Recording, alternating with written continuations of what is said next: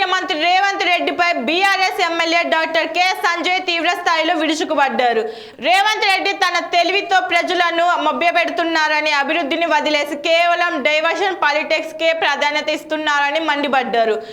Municipal ఎలక్షన్లు December చివరి వారం జనవరి ఫస్ట్ వీక్లో మున్సిపల్ ఎలక్షన్లు ఉంటాయి అతి తొందరలో అని చెప్పి లీక్లు వస్తాయి. ప్రభుత్వం నుంచి కొన్ని ఇన్ఫర్మేషన్ కూడా వస్తుంది బయటికి, తొందరలో ఎలక్షన్లు రాబోతున్నాయని చెప్పేసి. ఎప్పుడు అంటే అతి తొందరలో అని చెప్పినారు.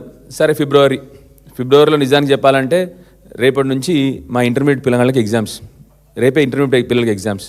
ఇక వాళ్ళ బాధ చెప్పుకుంటూ పోతే మున్సిపాలిటీలో వాళ్ళు అసలు ఎందరి మంది నాకు ఫోన్లు చేసినారో చెప్పుకుంటూ పోతే ఇంకా అసలు ఈ ప్రభుత్వానికి సోయి కూడా లేదు వాళ్ళ గురించి. సరే అది పక్కన పెడదాం. ఎలక్షన్లు స్టార్ట్. ఈ లోపల ఏం జరుగుతుంది? హరీష్ రావు గారు సింగరేణి కాలేజ్లో జరుగుతున్న అవినీతి గురించి ప్రెస్ మీట్ పెడతారు. వెంటనే ఏం చేయాలి? మున్సిపల్ ఎలక్షన్లు వస్తూ ఉన్నాయి, ప్రజల దృష్టి మరల్చాలి, ప్రజల అటెన్షన్ డైవర్ట్ చేయాలి. ఏం చేయాలి? ఇమ్మీడియట్గా 19th రోజు SIT summons Siddipet MLA Harish Rao in phone tapping case. 26 నెలలైంది ఇదే కథ నడుస్తూ ఉంది. 19వ తారీఖు నాడు హరీష్ రావు గారిని సిట్ సమన్ చేస్తుంది. దేని గురించి? ఫోన్ ట్యాపింగ్ కేసు గురించి. ఆ ఫోన్ ట్యాపింగ్లో ఏమైనా ఉందా అంటే మన్ను 26 నెలలైంది, ఇప్పటి వరకు ఎవిడెన్స్ లేదు, ఏమి లేదు. అన్నిటికంటే ముఖ్యంగా ఇదే నెల జనవరిలో ఆల్రెడీ సుప్రీంకోర్టు చెప్పింది, మీరు వేసిన ప్లీని మేము కొట్టేస్తున్నామని చెప్పి గవర్నమెంట్కి చెప్పింది కూడా. అయినా కూడా మళ్ళీ హరీష్ గారిని పిలిచినారు. 20వ తారీఖు నాడు ముఖ్యమంత్రి గారు వారి విహారయాత్రకు బయలుదేరినారు. నేను విహారయాత్ర అని మామూలుగా అంటలేను, విహారయాత్ర అని ఏదో బట్టగాల్చి వరేస్తలేను. నేను ఎందుకు అంటున్నాను కూడా చెప్తాను మీ అందరికి.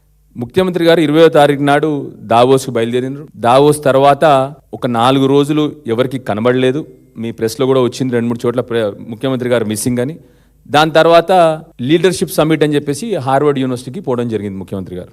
నేను ఎందుకు దీన్ని కేవలం విహారయాత్ర అని ఎందుకంటా ఉన్నానంటే, ఈ 14 రోజులు 12 రోజుల గురించి ముఖ్యమంత్రి గారు, ఒక బాధ్యత గల ముఖ్యమంత్రి గారు, రాష్ట్రానికి ముఖ్యమంత్రి అయినటువంటి రేవంత్ రెడ్డి గారు ఇప్పటి వరకు కూడా దావోస్లో ఏం పెట్టుబడులు తీసుకొచ్చినారు, లేకపోతే దావోస్ నుండి మన రాష్ట్రానికి జరిగిన లాభం ఏంటి అని చెప్పి ఇప్పటి వరకు కూడా ముఖ్యమంత్రి గారు కానీ, వారి మంత్రిత్వ శాఖ నుంచి గారున్నా కానీ, ఇండస్ట్రీస్ మినిస్టర్ అయినటువంటి శ్రీధర్ బాబు గారు కానీ, ఏ ఒక్కరు కూడా ఇప్పటి వరకు దావోస్ నుండి తెలంగాణ రాష్ట్రానికి వచ్చిన లాభం గురించి కానీ, తెలంగాణ రాష్ట్రానికి వచ్చిన పెట్టుబడుల గురించి కానీ ఇప్పటి వరకు ఒక్కరు కూడా ప్రెస్ మీట్ పెట్టలే, పోనీ ప్రజల ముందల ప్రజెంటేషన్ ఇవ్వలే.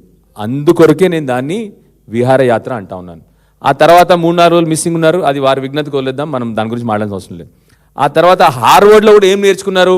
పోయింది లీడర్షిప్ సమ్మిట్. అంటే నాయకత్వ లక్షణాలను నేర్చుకుందామని చెప్పి పోయినారు మీరు. అంటే లేవు, మీకు యాక్చువల్లీ లేవు కాబట్టి పోయినారు. Fine, well and good. దానివల్ల మీరు ఏమైనా మార్పు వచ్చిందా మీలో? 0. అదే బూతులు ఎక్కువ మాట్లాడడం మొదలుపెట్టిన తప్ప ఒక్క మార్పు కూడా రాలేదు. అందుకొరకే నేను దాన్ని క్లియర్గా విహారయాత్ర అంటాను. ఈ విహారయాత్రలో ముఖ్యమంత్రి గారు ఏం చేస్తారు? ప్రజల్ని అటెన్షన్ డైవర్ట్ చేస్తూనే ఉండాలి కదా, వారు విహారయాత్ర ఉన్నారు కాబట్టి. మరుసటి రోజు మళ్ళీ 23 రోజు కేటీఆర్ గారిని సమన్ చేస్తారు. దేనికి? మళ్ళీ క్వశ్చనింగ్ సిట్కి, ఇదే ఫోన్ ట్యాపింగ్ కేసులో. దీని తర్వాత మాజీ ముఖ్యమంత్రి గారు, మా తెలంగాణ జాతిపిత, తెలంగాణ సాధించిన నాయకుడు కేసీఆర్ గారికి నోటీసులు. అవి కూడా నోటీసులు ఎట్లా ఇస్తారు? రాజ్యాంగానికి విరుద్ధంగా. మీరే అంటారు కేసీఆర్ గారు ఫామ్లో ఉన్నారని మీరే అంటారు. క్లియర్గా 65 ఏళ్ల పైబడ్డ వాళ్ళు ఎక్కడుంటే అక్కడ పోయి ఇవ్వాలి మీరు. సరే, దాన్ని కూడా డైవర్షన్ పాలిటిక్స్లో భాగంగా చేస్తారు. మొత్తం ముఖ్యమంత్రి గారు లేని 10 రోజులు కేవలం డ్రామా. ఈ డ్రామా ఏంటి? ప్రజల దృష్టి మరచాలి. వీళ్ళేదో సింగరేణి మైన్స్ గురించి జరిగిన స్కామ్ గురించి వీళ్ళు మాట్లాడుతూ ఉన్నారు.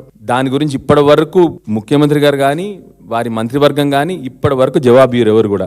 ఏం చేయాలి? ప్రజల దృష్టి మరచాలి. సో ఎలక్షన్ ముందంతా ఇది జరుగుతుంది. మళ్ళీ ఎలక్షన్ ఎట్లా? ఇలా సాయంత్రం రాత్రి నోటిఫికేషన్, మరుసటి రోజు పొద్దున నామినేషన్లు స్టార్ట్. మున్సిపల్ ఎలక్షన్ అంటే ఇప్పటికి కూడా మన తెలంగాణ రాష్ట్రంలో 45% మంది హైదరాబాద్ సిటీ ఉన్న పట్టణాలలో ఉంటా ఉన్నారు. 45% మంది ఇవాళ. అంటే ఒక 40% మంది బ్రతికే మున్సిపాలిటీలలో కానీ, హైదరాబాద్ సిటీలో కానీ. అలాంటిది ఒక ముందు రోజు నోటిఫికేషన్ ఇచ్చేసి మరుసటి రోజు పొద్దున్న నుంచి నామినేషన్లు. ఎన్ని రోజులు? మొత్తం కేవలం వారం రోజుల్లో మొత్తం ఎలక్షన్ అంతా యాక్టివిటీ అయిపోవాలి, మున్సిపల్ ఎలక్షన్స్. అది కూడా ఏం చేస్తారు? మళ్ళీ ముఖ్యమంత్రి గారు 2వ తారీఖున రిటర్న్ వస్తారు. ముఖ్యమంత్రి గారేమో వారు అతి తెలివి తెలుసు కదా మీకు. మళ్ళీ గ్రామ పంచాయతీ ఎలక్షన్స్ ఉంటేనేమో మున్సిపాలిటీల్లో మీటింగ్లు పెట్టి చీరలు పంచి మున్సిపాలిటీలలో మాట్లాడతారు. ఇప్పుడు మున్సిపల్ ఎలక్షన్స్ ఉన్నప్పుడు మున్సిపాలిటీ పక్కన పోయి, మున్సిపాలిటీ అవుటర్ రీజన్స్లో పోయి మీటింగ్లు పెట్టి మాట్లాడతారు, మళ్ళీ గవర్నమెంట్ అఫీషియల్ మీటింగ్స్ అని చెప్పేసి. సరే, ఏమంటారు? రాగానే ఫస్ట్ ప్రజల దృష్టి ఎట్లా మరుస్తారు చూడండి. 9,000 crore Rythu Bharosa municipal election అయ్యగానే ఇస్తాము